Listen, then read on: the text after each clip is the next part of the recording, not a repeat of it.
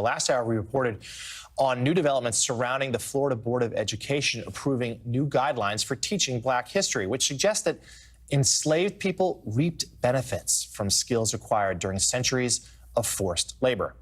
Now, Vice President Kamala Harris visited Florida. She went to Jacksonville on Friday and slammed the new curriculum, calling it extremist propaganda. Joining us now, co-founder and CEO of All In Together, Lauren Leader, who's taking a closer look at the role that Vice President Harris is playing in the administration as well as the re-election campaign. And Lauren, your new opinion piece for The Hill is titled this: Kamala Harris is far from the worst vice president.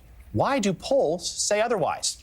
In it, you write this: is Harris really doing such a terrible job, so out of touch with the American people, that she deserves this historic disapproval?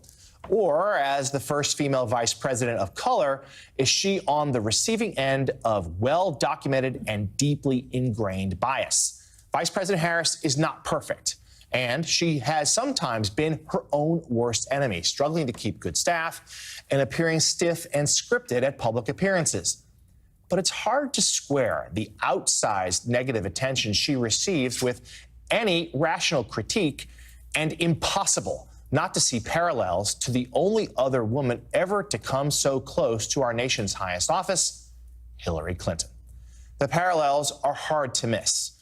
Impossible expectations and double standards for women, sometimes called the double bind, have dogged the vice president from the start. Women in positions of power, especially Black women, face ingrained bias at every turn. They are routinely labeled as unlikable, angry, aggressive, and more likely to be subject to online hate. If Harris can turn around her polls, and she must, she not only helps the Biden ticket and her own political future, but paves the way for the generation of women leaders who will follow her. For their sake, let's hope she succeeds. So, Lauren, thank you for that piece. And let's speak about this moment where we see the vice president front and center in Florida over the weekend, talking about this curriculum, but also she has been this administration's leading voice on abortion rights. She has, and I think that's really where she's at her best. And you saw her, I think this weekend, or excuse me, Friday's talk about, taking it right to Florida and confronting DeSantis in his own backyard over the, just absolutely outrageous manipulation and rewriting of history, I think was some of her finest public speaking. And I think she's going to need to do more of this. When I spoke to folks on her team, they're very conscious that we're in the early days of the campaign. They haven't fully ramped up getting her out on the road in campaign mode, but I think they need to. And what winds up happening, and Allie, I'm so glad Allie's on this segment with us because she knows this as well as anyone. What winds up happening so often for women candidates, outside the vice presidency, but really around the country, is that they are subject to more negative attacks, more disinformation, more sort of manipulative bias in the attacks that come at them. And really the only way to address it is to fight back. And to date, she's really not been able to do that, or hasn't done that. I think appearances like what she did Friday are her effort to carve that out. But it's been tough. I mean, she was essentially asked to take on a role that's only ever been defined by white men, and to somehow redefine it and be successful. And it's new territory, and it's extremely complicated for her.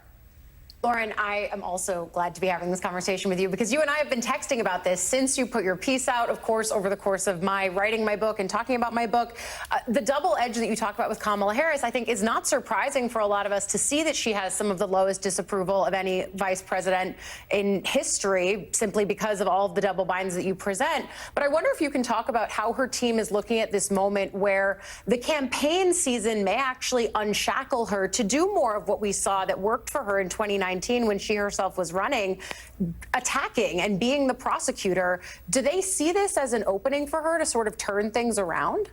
I think they do. And, my point in the piece is that that's exactly the right strategy. That, it's very tempting to say when you see a candidate like her, vice presidential candidate in this ticket with low approval ratings, it's very easy to say, okay, we should sideline her in the campaign process. I think that's completely wrong because it becomes a self-fulfilling prophecy.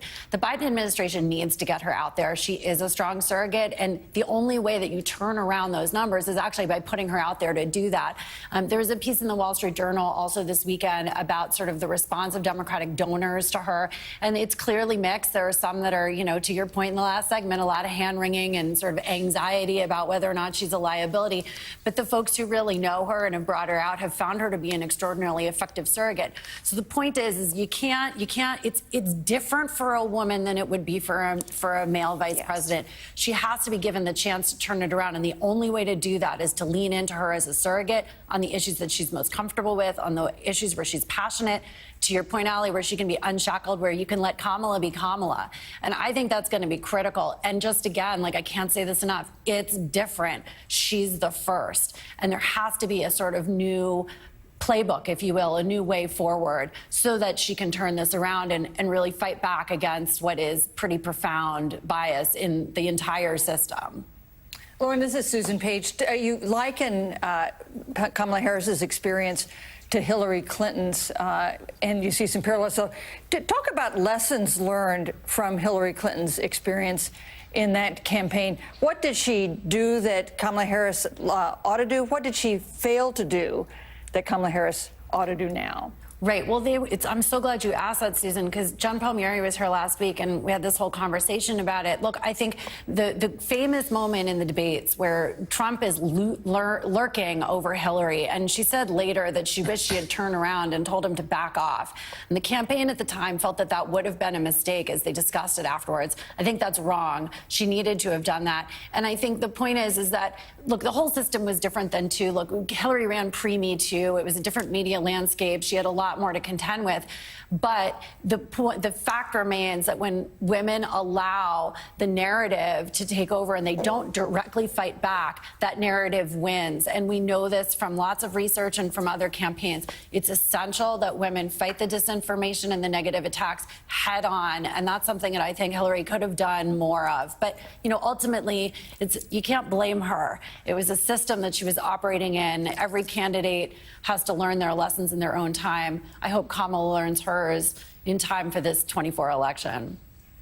Co-founder and CEO of All In Together, Lauren Leader, thank you so much. And Eugene, you